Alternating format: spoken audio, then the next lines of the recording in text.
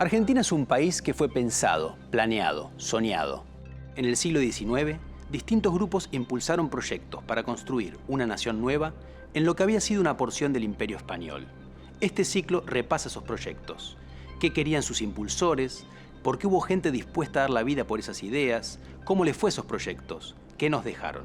Buscamos respuestas a esas preguntas. Es un ciclo sobre ideas, ilusiones, conflictos, éxitos y fracasos.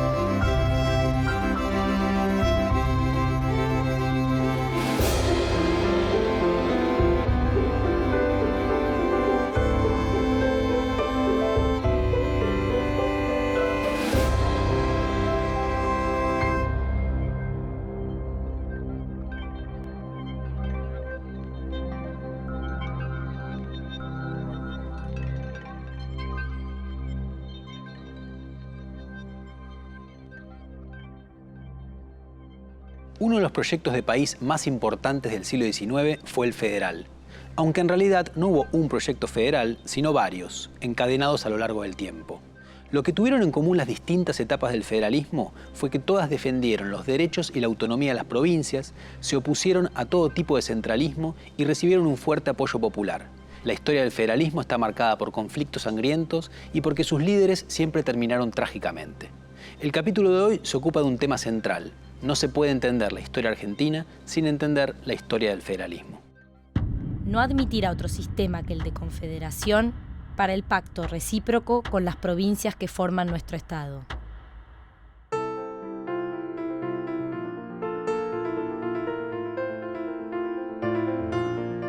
Después de la Revolución de Mayo de 1810, Buenos Aires mantuvo el lugar de capital que había tenido en el virreinato. Siguió tomando decisiones sobre todos los territorios que gobernaba. El centralismo porteño generó resistencias, en particular en el litoral, donde los pueblos que empezaron a buscar mayor autonomía sufrieron la hostilidad creciente de Buenos Aires. De la necesidad de defender la autonomía surgió el federalismo rioplatense. Su primer impulsor fue José Artigas, líder revolucionario de la Banda Oriental, quien en 1813 propuso formar una confederación, esto es, una alianza entre los pueblos rioplatenses, que empezaban a llamarse provincias, en la cual ningún pueblo tuviera preponderancia sobre los demás.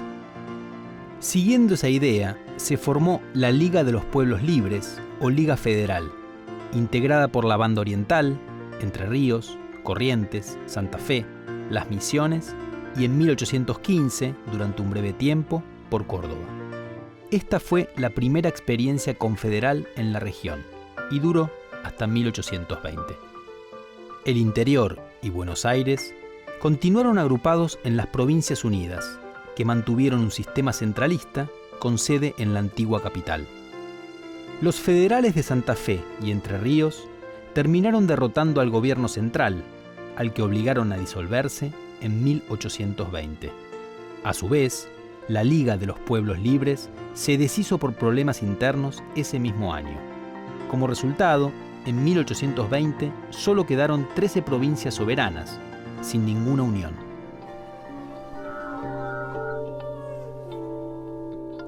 La mayor parte de las veces que se invocaba el federalismo, se invocaba la confederación. Y la confederación es una cosa muy distinta del Estado federal, que se implantó por primera vez en la historia del mundo con la Constitución de Filadelfia en Estados Unidos en 1787 aproximadamente, y que también influyó en nuestra Constitución federal. Entonces, ¿qué quiere decir esto? La confederación, como lo habían definido hombres importantes, Montesquieu, por ejemplo, es una asociación de estados independientes y soberanos. Entonces, ¿qué ocurre? Que si es lo que quería Artigas, por ejemplo, es lo que, y muchos hombres también de las provincias actualmente argentinas. Entonces, si esta gente invocaba el federalismo, estaba invocando la Confederación, un sistema de organización política que permitiese conservar la independencia soberana de cada una de sus partes.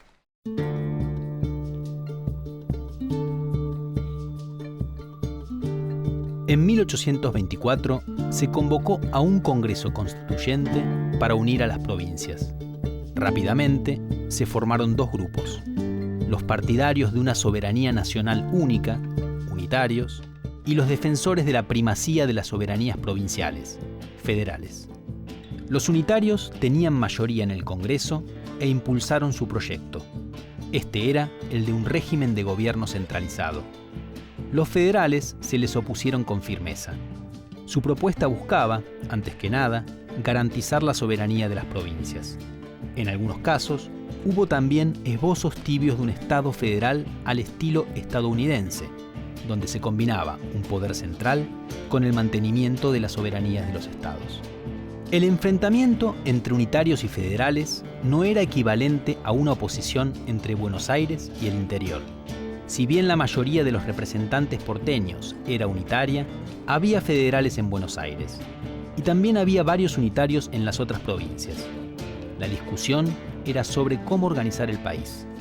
Tampoco hay que confundir el conflicto entre ambos partidos con el problema de la aduana de Buenos Aires, que era la mayor fuente de ingresos de toda la región.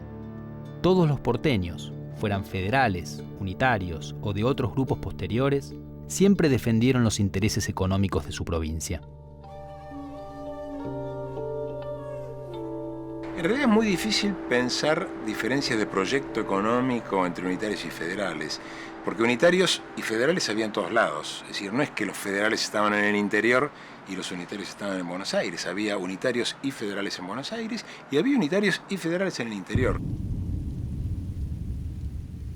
A mí me parece muy evidente que los llamados unitarios y los llamados federales de Buenos Aires tenían, en el caso de Buenos Aires, exactamente el mismo proyecto económico. Es decir, aquí la única alternativa realista de crecimiento económico era promover esa expansión ganadera de la cual hablaba hace un rato, es decir, favorecer la expansión de la frontera. Entonces, recuerden que hasta 1810-15 la frontera de Buenos Aires era el río Salado. Es decir, la colonización española nunca había pasado más allá del río Salado.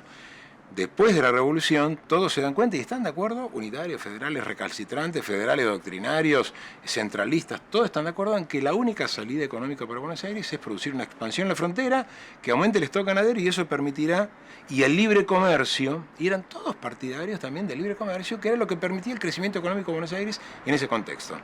En el interior, en muchos lugares del interior, es distinto. Tiene una producción que en vez de beneficiarse en muchos lados del libre comercio, etcétera, etcétera, se ve perjudicada.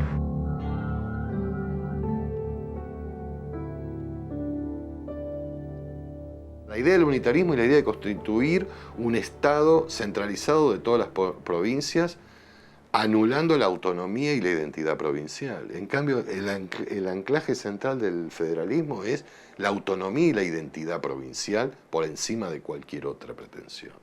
Y eso es más acorde con los sentimientos populares y con la idea de patria vinculada al propio territorio y no de una nación que todavía no está constituida. Los federales tuvieron mucho más arraigo en los sectores populares que los unitarios.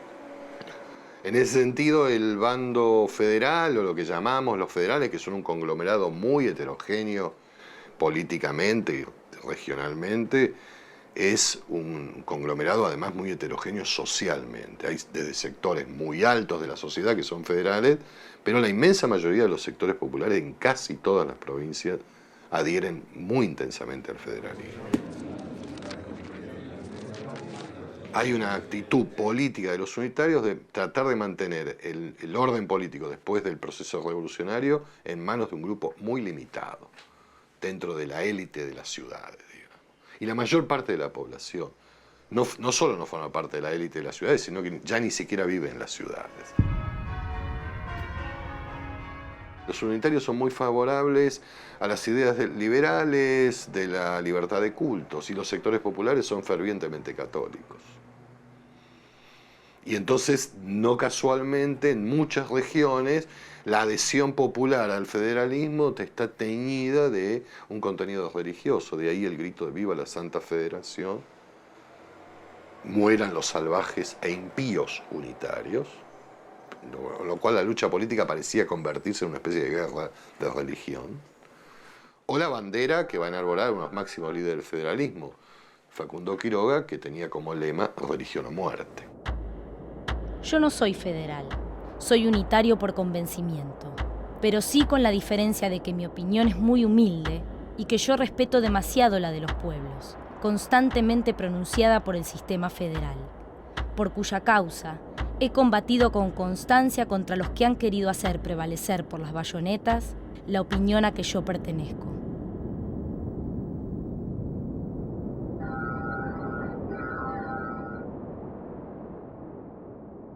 Hay una visión tradicional que empezó a acuñarse ya en aquella época de los federales como católicos y los unitarios como herejes, heterodoxos, masones, ateos y todo eso.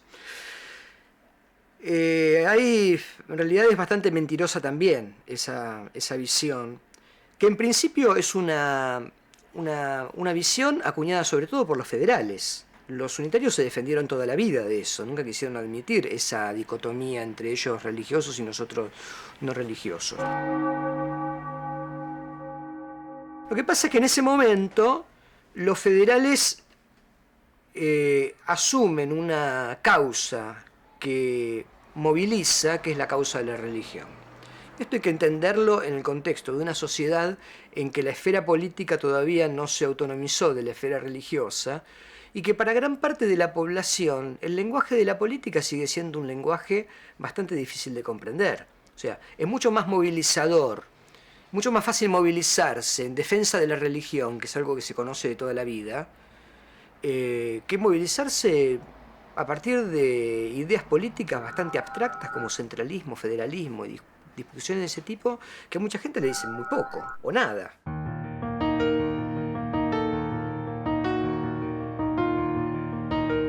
Después de la caída del Congreso Constituyente en 1827, en las provincias se mantuvieron los enfrentamientos entre unitarios y federales. Ser unitario o federal se transformó más en una cuestión de identidad de grupo que en una discusión sobre un proyecto de país. En Buenos Aires, el referente del federalismo porteño, Manuel Dorrego, fue elegido gobernador, pero en 1828 los unitarios lo derrocaron por la fuerza y lo fusilaron.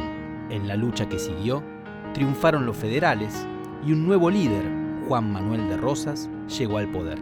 Buenos Aires, la provincia más poderosa, se convirtió en un baluarte federal.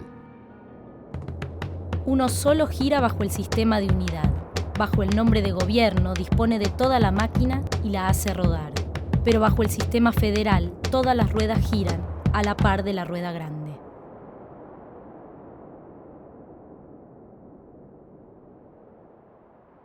Dorrego regresa a Buenos Aires luego de permanecer más de 3 años en Estados Unidos. Viene convertido en un decidido federal en el sentido, digamos, de la fórmula norteamericana que había quedado plasmada en la Constitución de Filadelfia de 1787.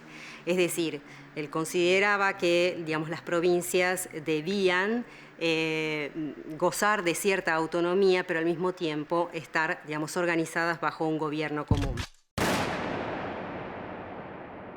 El fusilamiento es un hecho inédito en la historia de la Revolución. Había habido, digamos, revoluciones que terminaron, digamos, en un recambio de autoridades, pero nunca, digamos, se había ejecutado a nadie. Por eso más tarde se va a hablar de que lo que se cometió fue un verdadero parricidio. Por un lado, porque Dorrego era conocido como el padre de los pobres, ¿no? Y como y porque el fusilamiento, digamos, era un ataque contra la patria, en la medida que él representaba a la provincia. Entonces esto provocaba, digamos, un impacto muy, muy grande, tanto en la ciudad de Buenos Aires como en la campaña de Buenos Aires, como en el resto de las provincias.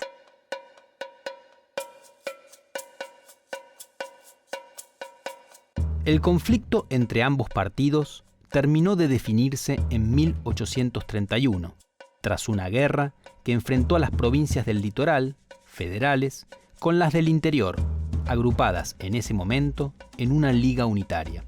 Ese año, Buenos Aires, Santa Fe, Entre Ríos y Corrientes firmaron el Pacto Federal, que establecía una confederación donde cada provincia sería como un estado independiente, unida con las demás para colaborar ante un ataque externo y para delegar el manejo de las relaciones exteriores en Buenos Aires. Después de la victoria federal, todas las provincias aceptaron el pacto, que rigió en Argentina hasta 1853. El que con salvajes tenga relación, la verga y el degüello por esta traición, que el santo sistema de federación le da a los salvajes violín y violón.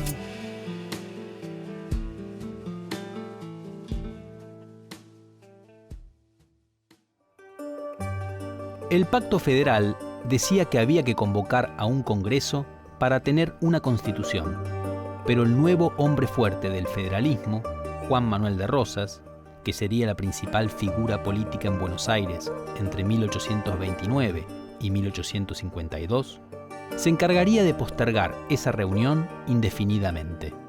Según él, las provincias debían, primero, vivir en paz y en orden, y recién después se podría avanzar hacia una organización. La confederación como sistema le permitía a cada provincia conservar su soberanía y evitar ser avasallada por otras. Para Buenos Aires, tenía la ventaja de que no debía compartir los recursos de su aduana. De todos modos, aunque la Confederación mantuvo una igualdad legal entre las provincias, en los hechos Buenos Aires tuvo un papel preponderante sobre las demás, y el poder del gobernador Rosas fue mucho más allá de los límites de su provincia. Rosas logró construir el primer orden perdurable desde la Revolución de 1810, sostenido en que todos compartieran una misma identidad, la federal. El federalismo se convirtió en la única filiación política permitida. Se hizo obligatorio el uso de la divisa punzó y comenzó a aparecer una forma de vestir federal, con prendas de color rojo. Los disidentes eran perseguidos y a veces muertos. Este sistema fue más fuerte en Buenos Aires que en ningún otro lugar, pero se afianzó en todo el país. La política de Rosas despertó oposiciones, tanto de los viejos unitarios como de varios federales y de nuevos grupos políticos. Pero el gobernador porteño logró vencer a todos sus enemigos y mantenerse en el poder. Su resistencia a las intrusiones de Francia e Inglaterra en territorio argentino le dio mucho prestigio. Afirmó además un rasgo importante del federalismo: la identificación con la defensa de América ante los embates europeos.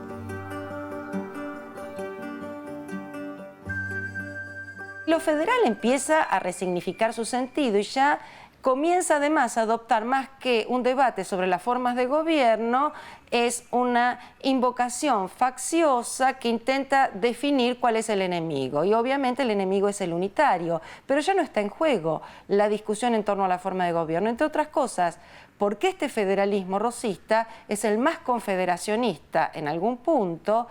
Buenos Aires se convierte en la más autonomista, en la más reticente, gobernada por Rosas, a querer unificar en una república bajo formato federal y constituida esa nueva unidad, y por lo tanto estamos frente a un confederacionismo que no es ni confederal ni federal, por la sencilla razón de que Rosas, como gobernador de Buenos Aires, pero a cargo de las relaciones exteriores, intenta extender su poder a todas las provincias, creando un poder de facto en nombre del federalismo, en donde la autonomía y la independencia de esas provincias quedan absolutamente diluidas en manos justamente de quien domina todo ese territorio, que es Juan Manuel de Rosas. Y lo que tenemos después de la caída de Rosas es sí un Estado federal a la norteamericana. Rivadavia proclamó la idea de la unidad. Rosas la ha realizado.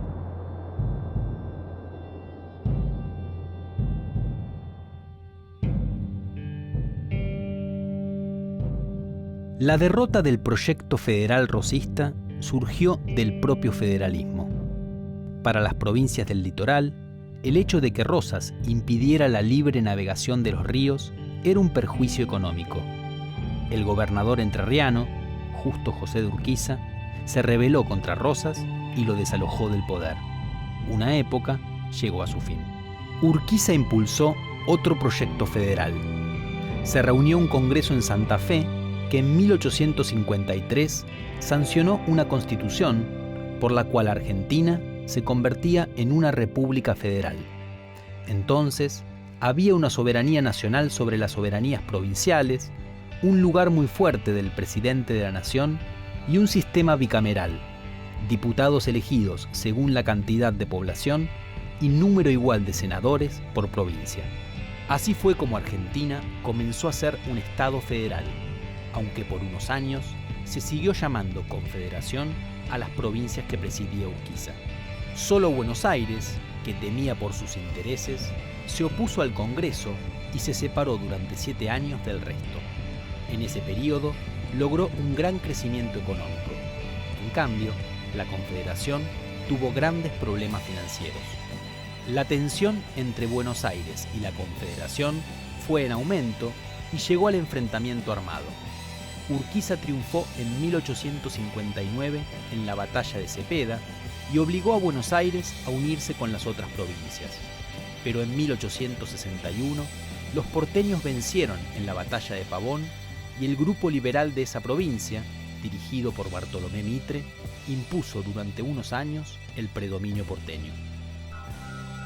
La experiencia de la Confederación Argentina, aquella que encabeza Urquiza, de 1853 con la Constitución, 1854 con el gobierno hasta 1860, en realidad es una experiencia feliz como experiencia política y muy desgraciada como experiencia de las finanzas de la Confederación. En realidad Urquiza en esos 6 años lo único que consigue es poner a las provincias absolutamente de rodillas frente al gobierno de Buenos Aires y al Banco de la provincia de Buenos Aires.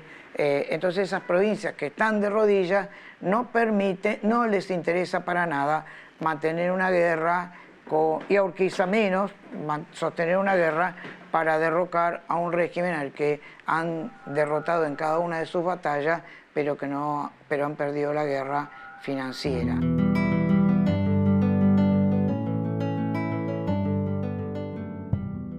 La última etapa del proyecto federal fue defensiva, como había ocurrido en sus orígenes.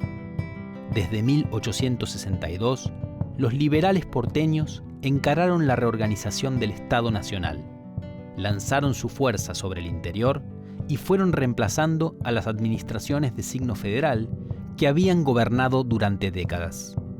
En La Rioja, un caudillo de pasado antirrocista, el Chacho Peñalosa, se opuso a la penetración porteña y levantó las banderas del federalismo. Tras varias campañas, fue vencido y asesinado por las fuerzas nacionales. Más tarde, ocurrió lo mismo con el levantamiento del catamarqueño Felipe Varela. Ambos apelaron a Urquiza, máximo referente federal, para que interviniera, pero él no hizo nada. Eso provocó su asesinato a manos de algunos de sus antiguos partidarios y el levantamiento del último caudillo federal, el entrerriano Ricardo López Jordán, que también fue derrotado en 1876.